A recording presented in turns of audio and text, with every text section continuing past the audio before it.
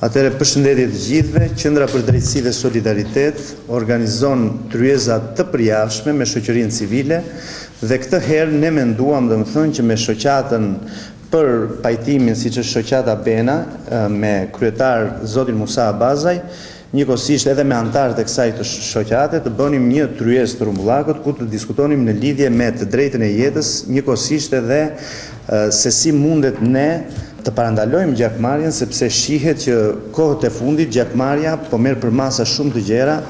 Personalisht mendoj që është çështje e civilizimit të shqiptarëve. Njëkohësisht mendoj që roli i policisë kriminale në parandalimin dhe zbulimin e krimeve duhet të jetë më i madh dhe më tej duke vazhduar zinxhir në strukturat e drejtësisë, mendoj që prokuroria duhet të bëjë hetime të thelluara, njëkohësisht edhe gjykata të japë dhe të ndëshkojë autorët e veprave penale, sepse kjo gjë do qetësonte në një farë mënyre familjarët e viktimës apo familjarët e personit plagosur nga vepra penale. Shoqata Bena në pajtimin e gjashtë ka krijuar prej vitit 2008. Gjatë 4 vite ka mundsuar pajtimin e 48 rastet konfliktit, nga këto 8 gjakmarrje dhe të tjerë konflikte të pronës. Gjatë kësaj periudhe, në zonën ku ne kemi punuar, nuk kemi patur asnjë rast të ri hakmarrje dhe gjakmarrje për periudhën 4 vjeçare. Pajtimit e gjashtë i kemi arritur duke kërkuar ndërmjetësimin të afërt të tyre që janë në konflikt dhe personat të tjerë që kanë miqësi dhe influencë, sepse nuk mund të ndryhim dot direkt për të kërkuar dorën e pajtimit. Pajtimi në disa raste ka qenë shumë të vështirë sepse nuk është e lehtë të falësh gjakun e djalit apo të vëllait. Por shihet e nevojshme bashkëpunimi dhe mbështetja e madhe në të ardhmen. Ne bazohemi në ligjin zakonor që thotë se nuk duhet kalohet hakmarrja në gjakmarrje pa kaluar në rrugën e pajtimit. Mbështetje nuk kemi pas shumë, qoftë nga drejtoria e Breshme e Tiranës, qoftë edhe komisaria. Tash na kemi kërkuar mbështetje dhe mbështetje kemi gjetë në radhë parë veç ke kryplesja katunave. Nuk kemi në rast konkret që të kap në gjakmarrje që në krinë në shoqatës tonë. Në ata që ishin evituar. 7 gjaqe këta burre kanë pajtuar, ku do që kena pasi po ndihse të konflikt, kena vëtë parandaluar, se s'muni thoshe ti që ti mos o zeme, kontin sepse kjo tokë është e këtia. Vej kufia ka qenë kaja ka qenë atje, kjo pranë ka qenë jote, ka qenë imja. Pra në këta i në fut, që mos nodhi deri ke hakmarrje ke gjakmarrja. Që është të vërteta, fshati a lidhë më tepër ke ne se sa ke qeveria. Se qeveria boni një diçka të merë të futën për 2-3 ditë së të me ditë më gjatë. Kurse neve kina bade punë edukative me njerëzit, si vllaj me vllate, farefisi e tjetër, pra duhet një edukim të zhdukemi nga të kalumet. E ne kina arrit deri atë që e kuptojnë më mirë se sa e kanë pas kuptuar përpara. Në qendër të aktivitetit janë zbatimi i ligjeve të shtetit dhe rregullave që ka shoqëria shqiptare, shteti ligjor. Sepse kam dëgjuar dhe në shumë biseda dhe në televizion që shpeshherë shoqatave të pajtimit i veshin ecjen apo punimet sipas kanunit. Kanuni ka shërbyer në një kohë kur nuk kishte shtet ligjor njerëzit dhe kjo është një merit edhe e zonës tonë që ka një kanun të saj që për atë periudhë ai ka shërbyer për zgjidhjen e konflikteve. Por jo për çdo gjë paktën shoqata jonë nuk bazohet te kanuni. Duhet një koordinim i aktivitetit të organeve shtetërore, të pushtetit policisë, pushtetit lokal me shoqatët, sepse që të merresh me këtë aktivitet që merremi ne duhet të jesh njëri i pastër dhe me reputacion, se të dëgjon njëri në qoftë se nuk ke besimin e dyja palëve. Shumica e konflikteve dhe të gjaku ndodhin për konflikte pronësie dhe për probleme morale. Dhe dihet që një konflikt pronësie, ato ishin edhe 2 familje, mund të bëhet shkak që të ndodhi një konflikt i armatosur dhe pa u futën në gjak në një mënyrë ndaj tjetër. Mendoj që një ndër objektivat tona në të ardhmen të jetë pikërisht ajo që aktiviteti të jetë i koordinuar me policinë lokale, me pushtetin lokal. Gjithë esenca e problemit është që personat që janë në konflikt me njëri tjetrin duhet të kenë besim te personi që ndërhyn. Edhe ne si shoqat kemi problemet tona. Problemi parë është që secili nga ne i ka borxh vërtytit kësaj shoqate dhe atij misioni bamirë që ka marrë kohën në dispozicion. Ja ka borxh. Ne jemi shoqate krijuar për 4 vitesh dhe aktualisht nuk kemi një sallë, një dhomë qoftë 4x4. Pra se s'kemi mundësi financiare për gjithë një ambient qoftë 4x4 për të mbledhur se nuk duam në komoditet të madh. Duam një vend ku të mlidhemi, të fosim kokën, të diskutojmë për hallet dhe problemet e atij komuniteti që është atje. Gjë të cilën te ne se kemi. Me gjithë tentativat që ka bërë kryetari me pushtetin vendor, ka qenë e pamundur të realizohet. Jo që është e parealizueshme. Mungon dëshira më mirë, se unë aktualisht punoj në shtet, dhe s'kam frikë të them, më mirë me thënë hapur që mungon vullneti i pushtetit vendor për t'i dhënë një dhomë 4x4, sa shoqate që bën kaq punë humane. Dhe neve shëtisim si që i futi në përshkretir sa mi lokal, sa mi tjetër, duke bezdis tjetër. Unë di që Ministria e Drejtësisë dhe Shteti Shqiptar ka shpenzu miliona lek. Shoqatat ndryshme kanë hodhur miliona lek, duke filluar nga Hollanda, nga Amerika, nga Anglia, ambasada angleze, ambasada franceze, kanë hodhur miliona lek. Ku shkojnë këta vëlla? Ne nuk po kërkojmë na paguhet puna që bëjmë. Puna që bëjmë zotëri është humane, vullnetare. Nuk duam shef të lëvizim as komoditet.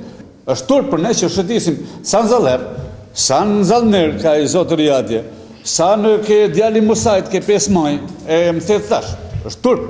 Pra unë e shuj një mos impenjim të pushtetit vendor.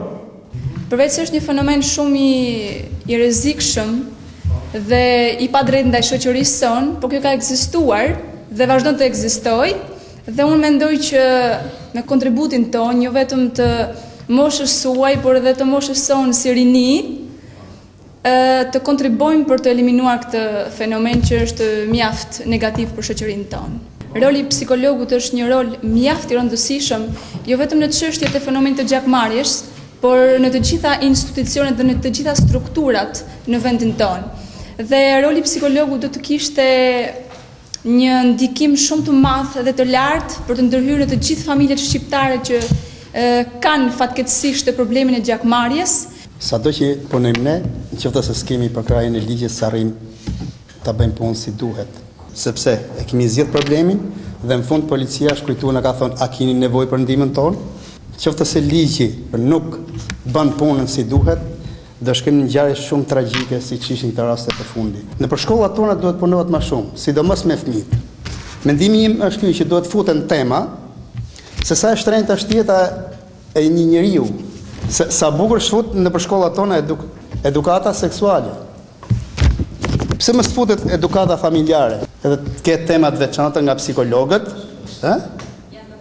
Janë shumë të nevojshme sepse aty fillon jeta e njeriut. Ju premtojnë emër të në burve, se na që kena fillu për mirësinë e hakmarrjes e gjakmarrjes, do ta vazhdojmë deri në fund. S'do të na ndihmoj policia, s'do të na ndihmoj komunia, ne do të fut me forcat tona. Kështu e kena nis, e nuk do të thamë 90%, nuk do të ketë në gjakmarrje, në hakmarrje, në atë zonë kosh, por nuk është e qartë. Atëherë ju falenderoj të gjithëve për pjesëmarrjen. Ishte një tryezë me të vërtetë që ne morëm disa mendime që kanë vlerë edhe për punën e Qendrës për Drejtësi dhe Solidaritet. Siç ju premtova zoti Musa, ne do të bëjmë një shkrim të posaçëm edhe ditët në vijim, njëkohësisht do hapim një dosje për të krijuar një mundësi ambienti për ushtrimin e aktiviteteve të shoqatës Bena. Gjithsesi, ne si Qendër për Drejtësi dhe Solidaritet duhet ju mbështesim në këtë mision, sepse siç e dim, jeni një nga shoqatat të cilat keni punuar vullnetarisht, madje keni qenë efikase në këtë fushë të vështirë e cila është parandalimi i gjakmarrjes. Por siç e pam dhe nga diskutimet tuaja, problemi i gjakmarrjes nuk është një problem, le të themi, izoluar në një zonë të caktuar apo një problem që ka lidhje vetëm me fushën sociale. është një problem i cili ka komponent të zgjeruar në të gjitha fushat. Tu doli si problematik kryesore shkollimi. Do të ishte shumë mirë që në shkollën 9-vjeçare të kishte dhe propozojmë si Qendër për Drejtësi dhe Solidaritet të ketë një lëndë të posaçme në lidhje me kuptimin e të drejtave të njeriut, njëkohësisht dhe mësues të specializuar, të cilët duhet të përcjellin tek nxënësit që në moshë të herët të drejtat që ka çdo qytetar. Dhe kjo do të çonte në civilizimin e shqiptarëve në lidhje me të drejtat e tyre për të kuptuar rëndësia e drejtës së jetës. Do të lëshoja një apel për institucionet shtetërore, veçanërisht për policinë kriminale. Duhet kemi politika për investimin në lidhje me parandalimin e krimit. Nuk duhet i shoqërit të merremi vetëm me pasojat. Ndodh një vrasje e madhe, bëhet publike dhe 2-3 ditë kalojnë, ne zgjidhëm problemin. Problemet nuk zgjidhen kështu. Problemet janë shoqërore, po njëkohësisht dhe shtetërore.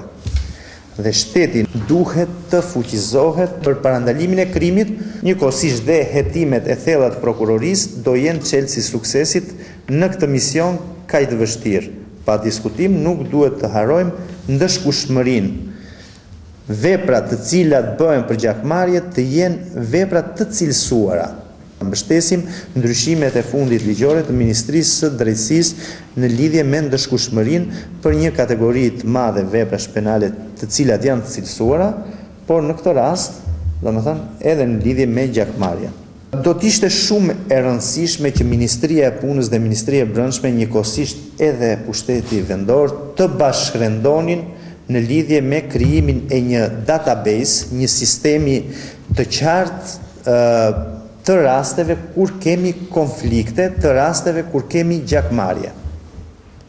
Nuk mundet të kurojmë në një plagë nëse nuk dim, domethënë, ku e kemi plagën, ku na dhëmb, sa është përhapur kjo plagë. Pra, duhet ndërhyrë, domethënë, në rrugë institucionale dhe në këtë aspekt. Por, nga tryeza doli edhe një fakt tjetër që unë mendoj ta kthej në një rekomandim. Një antar i juaj thotë që nuk ka dhe bashkërendim midis vetë shoqatave. Unë mendoj që shoqatat kombëtare, sepse ju dihet që keni një mision lokal, një zonë caktuar, shoqatat kombëtare duhet dhe kanë përgjegjësinë të jenë transparente në çdo moment. Duhet dhe kanë përgjegjësinë përpos faktit që të jenë transparente, të ushtrojnë aktivitetin e tyre dhe të shpërndajnë ato fonde që vinë në destinacionin e duhur, atje ku ju realisht hasni problematikat kryesore. Po e mbyllim dhe këtë tryezë, njëkohësisht jeni të ftuar edhe në ditët në vijim të paraqisni problematikat që evidentoni ju si shoqat dhe t'i bëjmë pjesë edhe të gazetës 77 News, madje edhe të platformës së lëvizjes shqipëriere. Ju falenderoj të gjithëve për pjesëmarrje.